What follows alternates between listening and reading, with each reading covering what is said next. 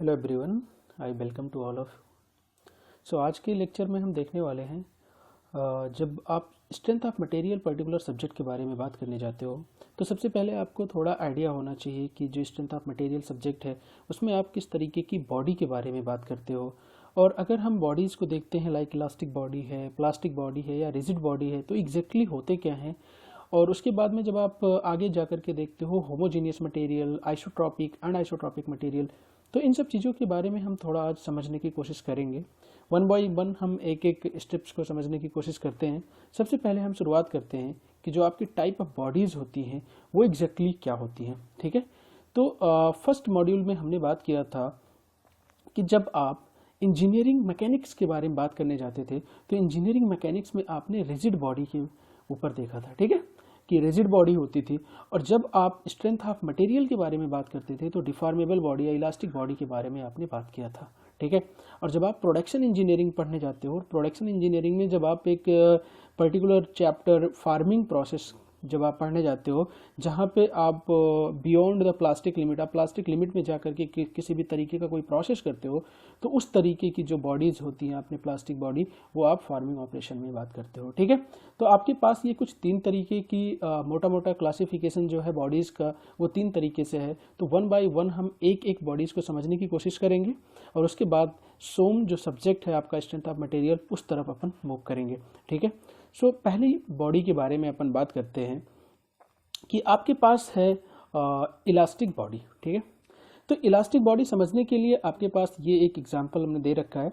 आपके पास एक बॉल है। ठीक है, आपने एक बॉल है, आपने बॉल को प्रेस किया, बॉल को प्रेस किया तो वो क्या करता है, उसकी वॉल्यूम आपने देखा। ये जब आप उसको प्रेस करते हैं तो इस तरीके से आपको इस कंप्रेशन आपने दे रखा है, तो अपने शेप को चेंज कर रहा है। लेकिन आप जैसे ही इस फोर्स को आपने रिलीज करोगे तो ये बॉल अपने ओरिजिनल पोजीशन को रिगेन कर लेता है। तो इस तरीके की बॉडी जो अगर आप उस पर फोर्स लगाते हो तो वो डिफॉर्म हो जाती है। ठीक है, अपने पोजीशन को चेंज कर देती है, लेकिन जैसे ही आप उस फोर्स को रिलीज करते हो तो अपने ओरिजिनल पोजीशन को अगर रिगेन कर लेती है, तो उस तरीके की बॉडी को आप इलास्टिक बॉडी कहते हो। एग्जाम्पल के तौर पर अगर आपके पास में लाइक यहाँ पे एक कोई ये आपके पास में कोई बार है। ठीक है, आपके पास ये कोई बार है, आपने इस पे फोर्स लगाना शुरू किया, कंप्रेसिव फोर्स आपने लगाना शुरू किया। ठीक है, आपने कुछ इस तरीके से आपने इक्वल एंड अपोजिट अमाउंट में कंप्रेसिव फोर्स आपने लगाना शुरू किया।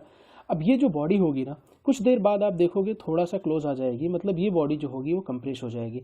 लेकिन जैसे ही आप इस फोर्स को रिलीज करते हो, इसको रिलीज करने के बाद अगर ये बॉडी अपने ओरिजिनल पोजीशन को रिगेन कर लेती है तो उस तरीके की बॉडी को आप इलास्टिक बॉडी कह देते हैं। ठीक है, अगर इसके डिफिनेशन आप देखो तो कहते हैं body regain its original dimensions when the external load acting on it is completely removed और कॉल्ड एज इलास्टिक बॉडीज। आपने जब फोर्स को रिलीज किया तो अपने ओरिजिनल पोजीशन को रिगेन कर लेती है, तो उस तरीके की बॉडी जो होती है उसको इलास्टिक बॉडी कहते हैं। ठीक, सेकेंड वन अगर अपन प्लास्टिक बॉडी के बारे में बात करें, ठीक है, तो प्लास्टिक बॉडी जो होती है, आपने क्या किया, एक बॉडी है, ऑलराइट, आपने एक बॉडी है, इस पर आपने फोर्स लगाना शुरू किया, लाइक इस पर आपने टेंसाइल फोर्स लगा दिया, आपने टेंसाइल फोर्स लगा दिया और ये बॉडी क्या होती है, इलोंगेट हो जाती है। ये बॉडी आपकी इलोंगेट हो जाती है। ठीक है, ये बॉडी इलोंगेट हो गई और उसके बाद अगर आप फोर्स को रिलीज कर लेते हो और फोर्स रिलीज करने के बाद में भी अगर इस बॉडी में इलोंगेशन आपको देखने को मिलता है, ये अपने ओरिजिनल पोजीशन को रिगेन नहीं कर पाती है, तो उस तरीके की जो बॉडी होती है वो प्लास्टिक बॉडी होती है। ऐसे इस एग्जांपल को अगर आप लेकर के समझने की कोशिश करो तो आपके पास एक केन है। ठीक है, आपने केन पे इस पे आपने क्या किया, फोर्स लगाया, फोर्स लगा के कंप्रेसिव फोर्स आपने लगाया तो इसने अपने ओरिजिनल पोजीशन को जो इसने क्या हुआ, चेंज कर दिया। अब आप इस फोर्स को हटा भी लोगे तो भी ये अपने ओरिजिनल जो इनिशियल पोजीशन था उसको रिगेन नहीं कर पाएगी, तो इस तरीके की जो बॉडी होती है वो प्लास्टिक बॉडी होती है। अब देखो इस बॉडी की ज़रूरत कहाँ पे पड़ेगी, तो इस बॉडी की ज़रूरत आपको वहाँ पे पड़ती है जब आप प्रोडक्शन इंजीनियरिंग पढ़ते हो और प्रोडक्शन में जब फार्मिंग प्रोसेस पढ़ने जाते हो ना, तो फार्मिंग प्रोसेस जो होता है उसमें आपने क्या देखा, फार्मिंग में आपको नॉर्मली क्या होता है, लाइक बहुत सारे मटेरियल्स होते हैं, उनका शेप चेंज करके आपको एज पर योर यूज़ उसको बनाना होता है। एग्जाम्पल के तौर पे आपने डीप ड्राइंग ऑपरेशन करते हो। ठीक है, तो यहाँ पे आप एक प्लेट सा लेते हो, उस पर आपने एक इम्पैक्ट लगाया, कंप्रेसिव लोड लगाकर इसके शेप चेंज कर देते हैं और आपने देखा कि जो एक प्लेट शेप था उसको आप कप के शेप में, ग्लास के शेप में आप नॉर्मली बना पाते हो। ठीक है, अब अगर ये मटेरियल प्लास्टिक नहीं होगा तो क्या होगा, आपने इस पर फोर्स लगाया, एक प्लेट था, एग्जाम्पल के तौर पे आपके पास में ये एक प्लेट था और आपने इस पर फोर्स लगाया, कंप्रेसिव फोर्स लगाया, ठीक है, एक पर्टिकुलर डाई में फिट करके आपने उसको कंप्रेसिव लोड लगाया और इसने इस पोजीशन को रिगेन कर लिया। आपने देखा कि इस पोजीशन को उसने ऑप्ट कर लिया, लाइक ये एक कप के शेप में आ गया। अब आपने इस फोर्स को हटा दिया। जैसे आपने इस फोर्स को हटाया, अगर ये फिर से प्लेट बन जाएगा तो उस तरीके की जो प्रॉपर्टीज होती है, उस तरीके की बॉडी होती है, उसको इलास्टिक बॉडी कहते हो। लेकिन ऐसा नॉर्मली होता नहीं है। तो इसमें आप क्या करते हो, जब फोर्स लगाते हो प्लेट पे तो ये क्या करता है, कप का शेप ले लिया, लेकिन जब आपने फोर्स को रिलीज कर दिया फिर भी ये कप के शेप में बना रह गया। तो इस तरीके की जो बॉडी होगी वो आपकी प्लास्टिक बॉडी होती है। Hope you understand. सो यहाँ पे अगर इसके डेफिनेशन की बात करें, a body which get permanent deformation under the action of load and not coming back to its original dimension on removal of the load is called plastic body। आपने force को लगाया, उसने एक शेप को change किया, आपने load को हटा दिया, फिर भी वो अपने ओरिजिनल पोजीशन में नहीं आ पा रही है, तो उस तरीके की जो बॉडी होती है उसको अपन प्लास्टिक बॉडी कह देते हैं। ठीक है। थर्ड बॉडी की अगर अपन बात करें तो रिजिड बॉडी। अब देखते हैं रिजिड बॉडी क्या होती है। जब फर्स्ट मॉड्यूल में मैंने आप लोगों को जब मैकेनिक्स की क्लासिफिकेशंस को समझा रहा था, तो उस मैकेनिक्स के क्लासिफिकेशन में आपको सबसे पहले मैंने एक टर्म बताया था इंजीनियरिंग मैकेनिक्स। तो इंजीनियरिंग मैकेनिक्स में नॉर्मली अपन बात करते थे रिजिड बॉडी के मोशंस के बारे में या रिजिड बॉडी पे लगने वाले फोर्स और उसके इफेक्ट के बारे में बात करते थे। ठीक है। लेकिन मैं वहीं पे आपको एक एक्सप्लेन किया था कि प्रैक्टिकली कोई भी बॉडी जो होती है वो रिजिड बॉडी होती ही नहीं है। तो आपके जब आइडियल कंडीशंस है कि इसमें आपकी जो ये रिजिड बॉडी है एक हाइपोथेटिकल बॉडी है, बट फिर भी इसको समझने की कोशिश करते हैं कि कौन सी बॉडी आपकी रिजिड बॉडी होगी। ये है आपके पास में एक, आपने एक बार को लिया, ठीक है, इसमें आपने दो पॉइंट ले लिया, ये पॉइंट ए था, ये पॉइंट बी था। अब आपने क्या किया, इस पर टेंसाइल फोर्स लगाना शुरू किया, लॉन्गिट्यूडनल एक्सिस के डायरेक्शन के अलॉन्ग आपने फोर्स लगाना शुरू किया। ये आपके पास फोर्स आप लगा रहे हो। जब आप इस फोर्स को लगा रहे हो और इस फोर्स को लगाने के बाद में भी आपने देखा जो ए और बी पॉइंट है इनके बीच में जो रिलेटिव पोजीशन है वो बिल्कुल चेंज नहीं होता है। तो इस तरीके की जो बॉडी होती है उसको अपन रिजिड बॉडी कह देते हैं। ठीक है। मैंने क्या बोला, आपके पास में एक बॉडी थी, उस बॉडी पे आपने कोई दो पॉइंट लिया और उस पॉइंट को आपने नोटिस किया, उस बॉडी पे फोर्स लगाया और फोर्स को लगा रहे हैं आप। फोर्स लगाने के बाद देख रहे हैं अगर इनके दो पॉइंट्स के बीच में जो रिलेटिव पोजीशन है वो उनका चेंज नहीं होता है, तो उस तरीके की जो बॉडी होती है उसको अपन क्या कह देते हैं, रिजिड बॉडी। मतलब इसमें आपको किसी भी तरीके का कोई चेंज देखने को नहीं मिलेगा। तो क्या पता चलता है कि ये एक हाइपोथेटिकल बॉडी है और इस तरीके की कोई भी बॉडी प्रैक्टिकल लाइफ में एग्जिस्ट ही नहीं करती है। ठीक है। इसके डेफिनेशंस को अगर अपन समझने की कोशिश करें तो अ body which does not undergo any change in its dimensions under the action of external load और रिजिड बॉडी। इस पे आप जितना भी लोड लगा लो वो अपने पोजीशन को बिल्कुल भी चेंज नहीं करेगी, वही बॉडी होती है rigid body. No body is perfectly rigid. तो मैंने क्या बोला कि जब कोई बॉडी आपकी रिजिड बॉडी नहीं हो सकती है तो ये आपकी एक हाइपोथेटिकल बॉडी हो गई। तो अब क्या पता चल रहा है कि रिजिड बॉडी नहीं हो सकती है, तो जब आप थ्योरी ऑफ मशीन सब्जेक्ट पढ़ते हैं तो उसमें शुरुआत ही होती है, तो आप पढ़ने जाते हो रेजिस्टेंस बॉडी। ठीक है। बॉडी रिजिड नहीं हो सकती है लेकिन वो रेजिस्टेंस हो सकती है। तो रेजिस्टेंस का मतलब क्या होता है, a body which is able to carry the force और which is able to fulfil your purpose. ठीक है। मतलब इसमें क्या हो रहा है, आपके पास एक बॉडी है जिसपे अगर आप किसी तरीके का फोर्स लगा रहे हो या उसमें अगर किसी भी तरीके का आप चाह रहे हो कि यहाँ पे आप फोर्स लगाओ और वो यहाँ पे इसको ट्रांसमिट करवा पाए, तो उस तरीके की बॉडी रेजिस्टेंस बॉडी होती है। मतलब वो आपके, अगर आप चाहते हो कि इसमें कुछ पावर ट्रांसमिट करवा पाओ, अगर आप चाहते हो एक बॉडी है जिसकी हेल्प से आप किसी दूसरी बॉडी में अगर आप कुछ इम्पैक्ट लाना चाहते हो, कुछ चेंज लाना चाहते हो और वो उस पर्पस को फुलफिल करवा पाए, तो उस तरीके की बॉडी आपकी रेजिस्टेंस बॉडी होती है। और इसकी शुरुआत जब आप काइनेमेटिक्स लिंक के बारे में बात करने जाते हो तो सबसे पहले यही बात बोला जाता है, body should be a resistance body so that it is able to transmit the force and power from one part of the body to the another part. ठीक है। तो वो आपकी बॉडी जो होती है वो रिजिड नहीं होती है, रेजिस्टेंस बॉडी होती है और वहीं से आपका काम हो जाता है, क्योंकि जो आपका पर्पस होता है वो पूरी तरीके से फुलफिल हो जाता है। ठीक है। सो आई होप आपको ये तीन टर्म समझ में आए। पहला आपने देखा इलास्टिक बॉडी, और जब आप स्ट्रेंथ ऑफ मटेरियल पढ़ते हो तो आप वहाँ पे इलास्टिक बॉडीज के बारे में बात करते हो, ठीक है। मतलब ये कह सकते हो कि विद इन इलास्टिक लिमिट जब आप बात करते हो, जब स्ट्रेस स्ट्रेन डायग्राम के बारे में अगर आप आगे देखेंगे तो उसमें मैं समझाऊंगा आपको, जब आप विद इन इलास्टिक लिमिट की बात करते हो तो वहाँ सोम सब्जेक्ट आ जाता है, जब प्लास्टिक लिमिट के बारे में बात करते हो तो वहाँ पे आपका प्रोडक्शन आ जाता है, और आप एक रेजिस्टेंस बॉडी के बारे में बात करते हो तो आपका थ्योरी ऑफ मशीन आ जाता है, ठीक है। तो आपने 3 बॉडीज को और 3 पर्टिकुलर सब्जेक्ट में इनके एप्लीकेशंस को देखा। अब हम आगे ये जो सब्जेक्ट हम पढ़ रहे हैं, ये स्ट्रेंथ ऑफ मटेरियल पढ़ने वाले हैं, तो इसमें आपको जैसे ही आप थोड़ा सा प्रोसीड करोगे स्ट्रेंथ ऑफ मटेरियल में, तो आपको कुछ अजम्पशंस देखने को मिलेंगे, और उस अजम्पशंस में आपकी शुरुआत ही होती है a material is assumed to be homogeneous and isotropic. तो सबसे पहले हम ये देखेंगे कि ये आपके होमोजीनियस एंड आइसोट्रॉपिक टाइप के मटेरियल क्या होते हैं, एनाइसोट्रॉपिक मटेरियल क्या होते हैं, इन सब चीज़ों के बारे में बात करने वाले हैं, ठीक है।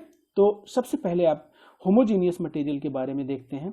तो कहते हैं homogeneous, a material is said to be homogeneous when it exhibit same elastic property at any point in a given direction. मैंने क्या बोला, a material is said to be homogeneous when it exhibit same elastic property at any point in a given direction. इसको example के तौर पे समझने की कोशिश करते हैं। ये आपके पास में कोई एक बॉडी है, ठीक है, आपको पता है ये X Y and Z directions हैं, ठीक है। अपने होमोजीनियस मटेरियल के बारे में पहले बात करने हैं।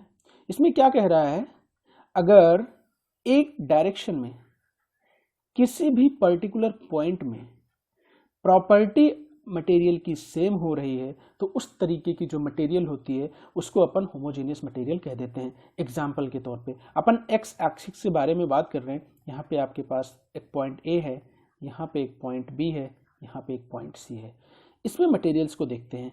यहाँ पे अगर मॉडुलस ऑफ इलास्टिसिटी या you can say elastic constant E है, यहाँ पे भी ई है, यहाँ पे भी ई है, तो इस तरीके की मटेरियल जो होगी, मतलब एक ही डायरेक्शन में हर एक पॉइंट पे प्रॉपर्टी सेम दे, तो उस तरीके की मटेरियल को अपन होमोजीनियस मटेरियल कह देते हैं, ठीक है। अब देखो, ये जब एक डायरेक्शन में हर एक पॉइंट पे अगर प्रॉपर्टी सेम हो रही है तो होमोजीनियस मटेरियल हो जा रहा है, मतलब इसमें elastic properties are independent of point, ठीक है। ये इंडिपेंडेंट ऑफ पॉइंट होते हैं, मतलब एक डायरेक्शन में हर एक पॉइंट पे प्रॉपर्टी सेम हो रही है तो आपकी वो होमोजीनियस मटेरियल हो जाता है, ठीक है। अब अपन आइसोट्रॉपिक मटेरियल के बारे में बात करते हैं। तो ये आइसोट्रॉपिक मटेरियल क्या होते हैं, कहते हैं आप body or you can say isotropic material, a material which exhibit same elastic property at any point at a point in a any direction। मतलब क्या बोल रहा है कि अगर आपके पास एक बॉडी है, उसके किसी एक पर्टिकुलर पॉइंट पे हर एक डायरेक्शन में प्रॉपर्टी अगर आपकी सेम होती है तो उस तरीके की बॉडी को अपन आइसोट्रॉपिक मटेरियल कह देते हैं, या उस तरीके की मटेरियल की प्रॉपर्टी जो है ये आइसोट्रॉपिक हो जाएगी। अब यहाँ पे मैंने क्या बोला, ये आपके पास एक बॉडी है, इस बॉडी में अपन ने एक पॉइंट ले लिया, कोई ए पॉइंट, ठीक है। आपने एक कोई ए पॉइंट ले लिया, इस पे अपन ने प्रॉपर्टी के एनालिसिस करना शुरू किया। यहाँ पे देखा एक्स डायरेक्शन में प्रॉपर्टी ई है, ये किसी पर्टिकुलर डायरेक्शन में प्रॉपर्टी ई है, वाई डायरेक्शन में प्रॉपर्टी ई है, जेड डायरेक्शन में प्रॉपर्टी ई है। आपने क्या देखा, एक पर्टिकुलर पॉइंट पे हर एक डायरेक्शन में मटेरियल की प्रॉपर्टी सेम हो रही है, तो इस तरीके की जो आप मटेरियल होगा उसको आप आइसोट्रॉपिक मटेरियल कह दोगे। तुमने क्या बोला, a material which exhibit same elastic property at a given point in any direction. एक पर्टिकुलर गिवन पॉइंट पे हर एक डायरेक्शन में अगर मटेरियल की प्रॉपर्टी सेम होती है तो उसको अपन आइसोट्रॉपिक मटेरियल कह देते हैं। तो ये क्या हो रहा है, डायरेक्शन पे इंडिपेंडेंट होता है। मतलब आप कह सकते हो isotropic material material in which elastic properties are independent of the direction. यहाँ पे इंडिपेंडेंट ऑफ पॉइंट था, यहाँ पे इंडिपेंडेंट ऑफ डायरेक्शन है। अब एक और प्रॉपर्टीज के बारे में बात करते हैं, एक और तरीके की मटेरियल के बारे में बात करते हैं। अगर वो मटेरियल होमोजीनियस भी हो और आइसोट्रॉपिक भी हो तो वो किस तरीके से होगी। देखो, आपके पास ये कोई आपके पास एक कोई थर्ड बॉडी है, ठीक है, ये फर्स्ट सेकंड थर्ड बॉडी है। इसमें हमने क्या देखा, यहाँ पे हमने देखा ये पॉइंट कोई आपने एक पॉइंट ले लिया, यहाँ पे आपने कोई दूसरा पॉइंट ले लिया, ठीक है। आपने इस पॉइंट को लिया और इस पे हर एक डायरेक्शन में प्रॉपर्टीज़ के बारे में अपन ने देखना शुरू किया, इसकी प्रॉपर्टी आपने मेज़र करना शुरू किया। ये आपके पास में कुछ पॉइंट ए था, आपने दूसरा पॉइंट बी लिया, इसमें आपने देखना शुरू किया, इसमें आपने देखना शुरू किया। ये देखो, ये आपकी पॉइंट ए है, ये आपके लिए कोई पॉइंट बी है। इसमें आपने प्रॉपर्टीज को देखा, इसकी प्रॉपर्टी ई हियर और ई यहाँ पे आपने देखा same property same property same property same property. अब देखो, जब होमोजीनियस मटेरियल के बारे में बात कर रहे थे तो कह रहे थे एक डायरेक्शन में हर एक पॉइंट पे प्रॉपर्टी सेम होती थी तो होमोजीनियस हो जाता था। यहाँ हमने क्या बोला था, एक पॉइंट पे हर एक डायरेक्शन में प्रॉपर्टी सेम होती थी तो उसको अपन आइसोट्रॉपिक कह देते थे। अब यहाँ पे क्या कह रहे हो, हर एक पॉइंट पर हर एक डायरेक्शन में अगर मटेरियल की प्रॉपर्टी सेम होती है तो उसको अपन कह देते हैं होमोजीनियस एंड आइसोट्रॉपिक। आपको समझ में आ रहा है, इन दोनों का कॉम्बिनेशन हो रहा है। मतलब यहाँ पे अगर आप होमोजीनियस में देख रहे थे तो इंडिपेंडेंट ऑफ पॉइंट था, आइसोट्रॉपिक इंडिपेंडेंट ऑफ डायरेक्शन था, और होमोजीनियस एंड आइसोट्रॉपिक जो होगा वो independent of point as well as independent of direction होगा। मतलब ये आपका पॉइंट पे भी डिपेंड नहीं करेगा, डायरेक्शन पे भी नहीं डिपेंड करेगा। हर एक पॉइंट पे आप जा करके देखोगे तो सेम इलास्टिक प्रॉपर्टीज आपको देखने को मिलेगी। हर एक डायरेक्शन में अगर आप देखोगे तो हर एक डायरेक्शन में सेम इलास्टिक प्रॉपर्टीज आपको देखने को मिलेगी। तो उस तरीके की जो मटेरियल होती है उसको अपन होमोजीनियस एंड आइसोट्रॉपिक मटेरियल कह देते हैं, ठीक है। अब देखते हैं इनके ये तीन कैटेगरीज हमने देख लिया। आगे बढ़ करके अगर अपन देखें कुछ और मटेरियल्स के बारे में तो ये देख लो आप, इसमें डिफिनेशन मैं यहाँ पे लिख रखा हूँ। तो देखो, पहला हमने डिफिनेशन लिख रखा किसका, होमोजीनियस मटेरियल का। तो मैंने बोला material is said to be homogeneous when it exhibit same elastic property at any point in a given direction. एक पर्टिकुलर डायरेक्शन में हर एक पॉइंट पे प्रॉपर्टी सेम हो रही है तो आपकी होमोजीनियस मटेरियल हो जा रहा है। आइसोट्रॉपिक के बारे में बात कर रहे हैं, material is said to be isotropic when it exhibit same elastic property at any direction at a given point. मतलब एक किसी भी डायरेक्शन में एक पर्टिकुलर पॉइंट पे प्रॉपर्टी सेम होती है तो आप उसको आइसोट्रॉपिक मटेरियल कह देते हैं। थर्ड हमने देखा a material is said to be both homogeneous and isotropic when it exhibit same elastic properties at any point and in any direction. ये हर एक पॉइंट पे हर एक डायरेक्शन में अगर प्रॉपर्टी सेम देता है तो उसको अपन कह देते हैं होमोजीनियस एंड आइसोट्रॉपिक मटेरियल, ठीक है। तो हमने ये तीन मटेरियल्स के बारे में बात किया। आगे और कुछ एक पर्टिकुलर एक नोट देखते हैं। देखो, इसमें मैंने एक नोट पॉइंट क्या लिख रखा है, क्या ये ज़रूरी है कि अगर मटेरियल आपका होमोजीनियस है तो वो आइसोट्रॉपिक भी होगा, या अगर आइसोट्रॉपिक है तो वो होमोजीनियस भी होगा? नहीं, ये ज़रूरी नहीं है। तो हमने क्या नोट लिख रखा है, every homogeneous material need not to be isotropic and vice versa. इसका मतलब क्या है अपन देखते हैं। इसमें एक और एग्जांपल लेकर के देखते हैं कि ये आपके पास कोई बॉडी है, ये आपके पास एक कोई बॉडी है, ठीक है। हमने क्या कहा, यहाँ पे एक पॉइंट आपने ले लिया ए, यहाँ पे आपने एक पॉइंट को ले लिया बी, इस पे प्रॉपर्टीज देखना शुरू किया ई ई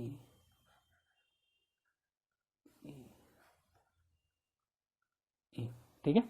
आपने क्या किया, यहाँ पे लिया एक पॉइंट, दूसरा पॉइंट लिया, यहाँ पे आपने कुछ प्रॉपर्टीज के बारे में आपने बात किया। ये आपकी E1, ये आपका E1 है, ये आपका E1 है, ये आपका E1 है, ठीक है।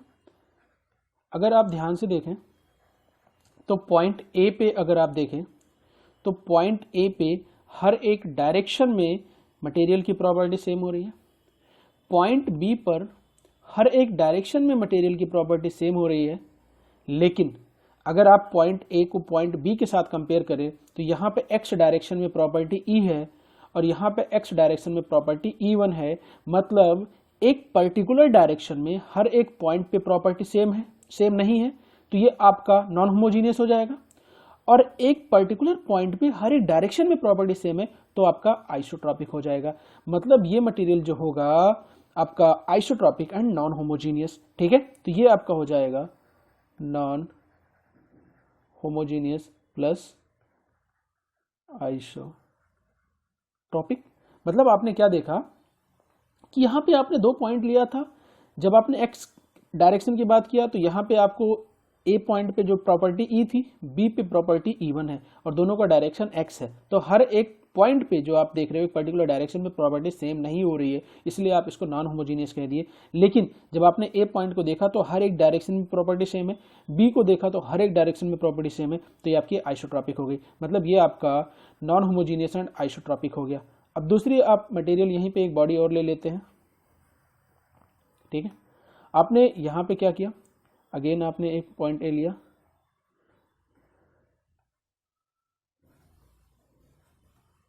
यहाँ पे एक पॉइंट और लिया,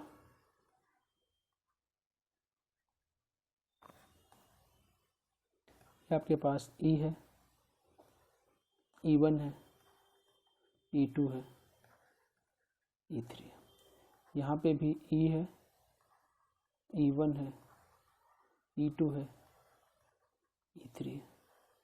ये आपके पास एक पॉइंट ए था, ये आपके पास पॉइंट बी था। अगर इस मटेरियल को आप ध्यान से देखो तो देखो, अगर अपन एक्स डायरेक्शन की बात करें तो ए पे भी प्रॉपर्टी ई है, बी पे भी प्रॉपर्टी ई है। वाई डायरेक्शन की बात करें तो E2 है, यहाँ पे भी E2 है। जेड डायरेक्शन की बात करें तो E3 है और यहाँ पे भी E3 है। अगर एक कोई इंक्लिनेशन लेकर के आप उस डायरेक्शन के बारे में बात करें तो यहाँ प्रॉपर्टी E1 है, यहाँ पे भी प्रॉपर्टी E1 है। अब याद करो, आप जब होमोजीनियस मटेरियल के बारे में हमने बताया था तो क्या बोला था, एक पर्टिकुलर डायरेक्शन में हर एक पॉइंट पे अगर प्रॉपर्टी सेम होती है तो होमोजीनियस मटेरियल हो जाता है। और जब आइसोट्रॉपिक को कहते थे तो एक पर्टिकुलर पॉइंट पे हर एक डायरेक्शन में प्रॉपर्टी सेम होती है तो आपका आइसोट्रॉपिक। लेकिन यहाँ देखो, हर एक डायरेक्शन में एक डायरेक्शन में हर एक पॉइंट पे प्रॉपर्टी तो सेम है, लेकिन एक ही पॉइंट पे हर डायरेक्शन में प्रॉपर्टी सेम नहीं है। मतलब ये आपका होमोजीनियस तो हो जाएगा बट एनाइसोट्रॉपिक हो जाएगा।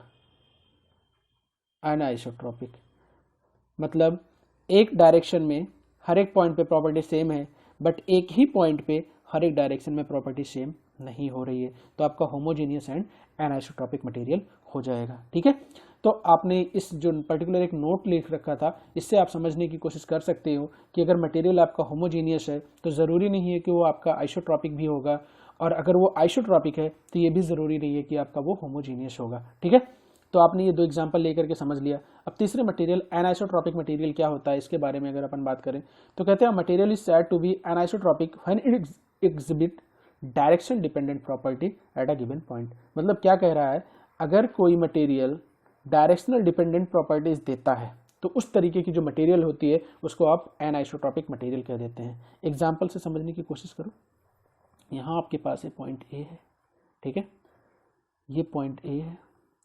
इसी पॉइंट पे हमने कई सारे डायरेक्शन में आपने प्रॉपर्टीज़ को देखा, ठीक है। ये किसी थीटा एंगल पे है, यहाँ पे प्रॉपर्टी ई है, यहाँ पे प्रॉपर्टी E1 है, इस डायरेक्शन में प्रॉपर्टी E2 है, इस डायरेक्शन में प्रॉपर्टी आपकी E3 है। ठीक है, आपने क्या किया, ये आपके पास एक बॉडी थी और इस बॉडी को एक पर्टिकुलर पॉइंट पे लेकर के आपने एनालिसिस करना शुरू किया, उसकी प्रॉपर्टीज़ को मेजर करना आपने शुरू किया। आपने देखा एक्स डायरेक्शन में प्रॉपर्टी ई था, वाई डायरेक्शन की अपने बात किया E2, जेड डायरेक्शन में E3, और एक पर्टिकुलर इंक्लिनेशन पे आपने देखा तो वो प्रॉपर्टी जो थी E1 थी। मतलब आप क्या देख रहे हो कि एक पॉइंट पे आप जब देख रहे हो तो हर डायरेक्शन में प्रॉपर्टी अलग अलग है। ठीक है, हर डायरेक्शन में प्रॉपर्टी आपकी अलग अलग है। तो इस तरीके की जो मटेरियल होती है वो आपका एनाइसोट्रॉपिक होता है, एनाइसोट्रॉपिक। ठीक है, अब आपसे देखो, ये पर्टिकुलर जो बॉडी है ना, इसके बारे में कई सारे एग्जाम्स में बार बार पूछे जा रहे हैं। क्वेश्चन में डायरेक्टली दिया रहता है direction dependent property, I mean direction dependent type of the material. वो मटेरियल जो डायरेक्शन पे डिपेंड करती है वो कौन सी होती है। तो एग्जांपल आपको दिया रहेगा homogeneous, isotropic, anisotropic, homogeneous and isotropic. तो आपको क्या दिख रहा है, एनाइसोट्रॉपिक मटेरियल जो होता है, आपने एक पर्टिकुलर पॉइंट पे हर एक डायरेक्शन में देख लिया प्रॉपर्टी अलग अलग हो रही है। ठीक है, तो उस तरीके की जो बॉडी होती है या उस तरीके की जो मटेरियल होता है उसको आप एनआइसोट्रॉपिक मटेरियल कह देते हैं। ठीक है, सो आई होप आपको समझ में आया होगा। आज हमने अगर इस लेक्चर को समराइज करें तो हमने शुरुआत से बात किया, पहले हमने देखा टाइप ऑफ बॉडीज़ कौन कौन से होते हैं। तो हमने पहले देखा इलास्टिक बॉडी। इलास्टिक बॉडी वो बॉडी होती है जिस पे अगर अपन फोर्स लगाते हैं तो वो क्या करेगा, कुछ एक शेप ले लेगा, लेकिन जैसे आपने उस फोर्स को रिलीज़ किया तो ओरिजिनल अपने शेप को रिगेन कर लेता है। उस तरीके की जो बॉडी होती है आप उसको इलास्टिक बॉडी कहते हैं। दूसरा हमने क्या बात किया, प्लास्टिक बॉडी।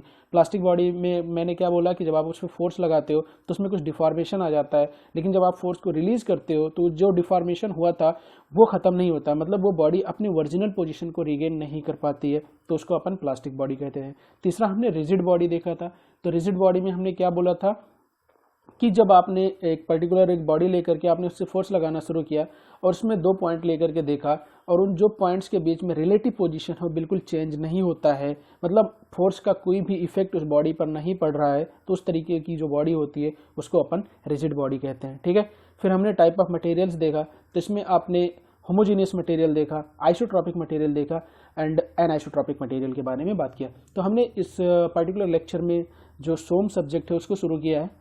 तो आपको ये शुरुआत है, शुरुआती लेक्चर्स में सबसे पहले आपको टाइप ऑफ मटेरियल्स का पता होना चाहिए।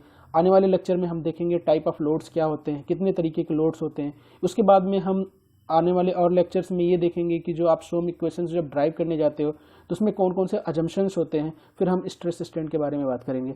सो आई होप आपको ये लेक्चर समझ में आ रहा होगा। अगर ये लेक्चर आपको अच्छा लगता है तो आप सपोर्ट करें। Thank you.